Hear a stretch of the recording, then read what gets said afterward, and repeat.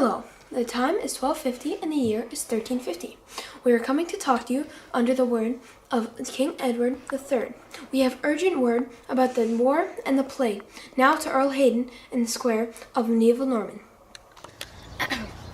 Thank you, Sir Owen. Today is very special because today we're going to be interviewing a plague doctor and we have information on the war. Isn't that exciting?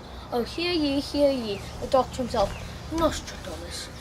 He is one of the most famous doctors dealing with this outbreak. Thank you all. I'm very excited to be here, but the Black Death is a very serious matter and should be used with care. Now, can you give us a definition of what the Black Death is and what are some of its symptoms? Gladly.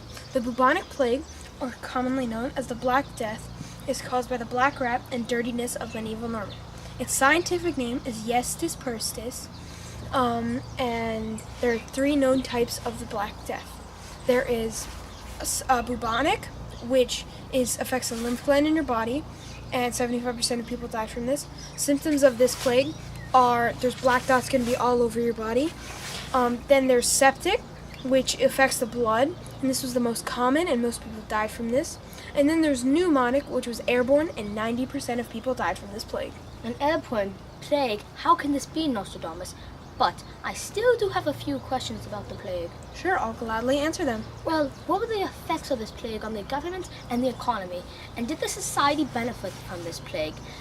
Did the people like the effects of this plague?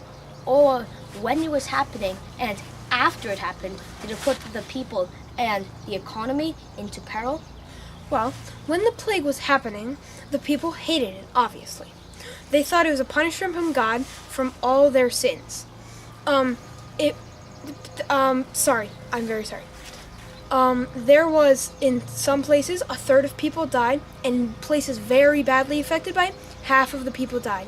This plague also caused people to lose families, and sometimes even whole villages were wiped out by the plague.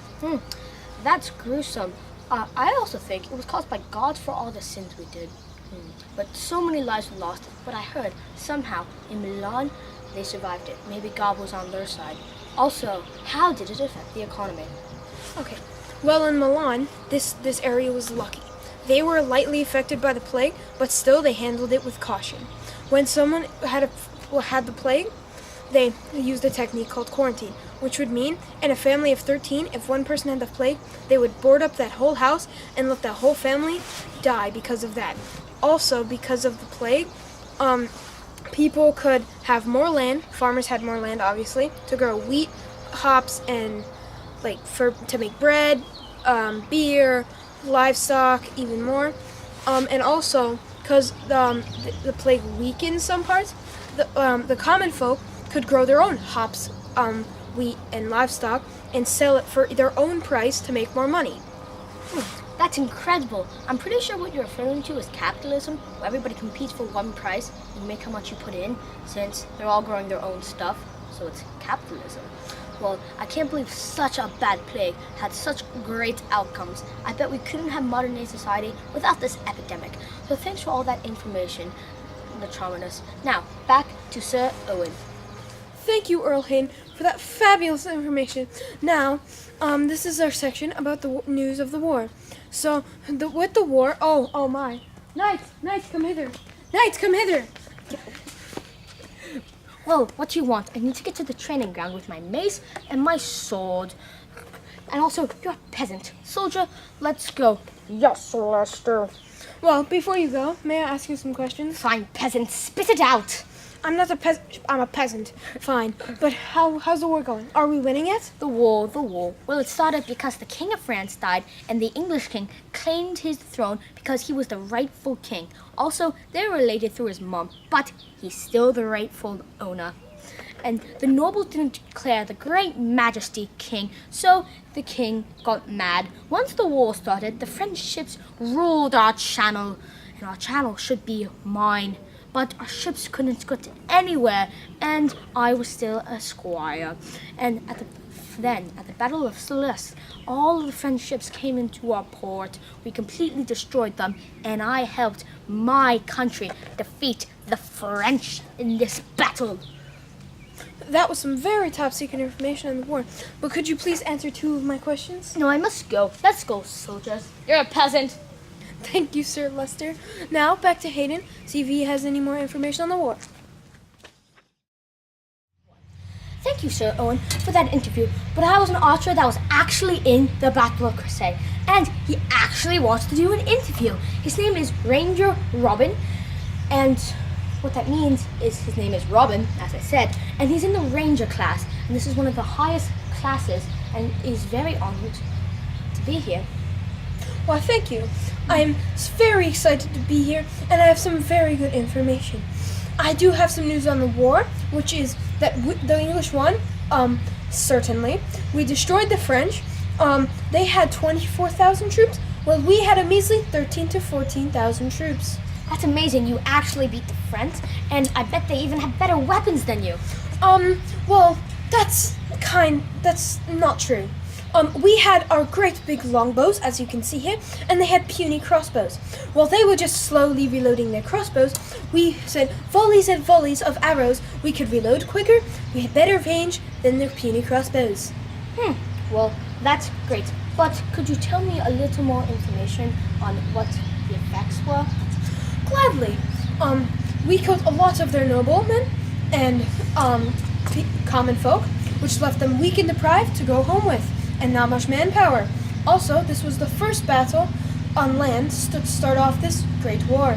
Oh, and fun fact, cannons, which were used for the first time ever in this Battle of Crusade. Ooh, that's very interesting. Thank you for that wonderful information. Sorry, but not to waste any of your time, can you please fire 1 arrow? Gladly.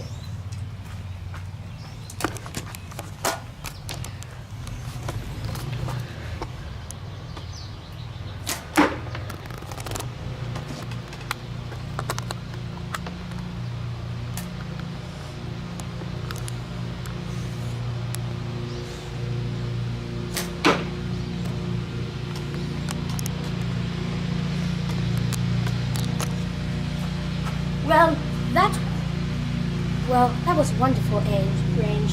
Thank you. Sir Owen, do you think that the war will last much longer, or do you think the French will give up and the English shall claim a victory? I believe that it will be a back and forth war between the French and English, but there will be ceasefires in between. The war may go on for a few more years, or may go on for even 100 more years, but I cannot predict the future.